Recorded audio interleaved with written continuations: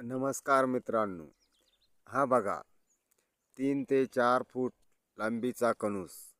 आधुनिक पद्धतीनं ह्या बाजरी ह्या पिकाची लागवड आपण सुद्धा आपल्या शेतामध्ये करू शकतो. तुम्ही पाहिला असेल ह्या कणसाची लांबी जेमतेम जेमतेम 4 ते 5 फूट आहे आणि ह्या लांबीचं कणूस आपल्या शेतामध्ये योग्य ते आणि चांगल्या पद्धतीत आपण पिकवू शकतो.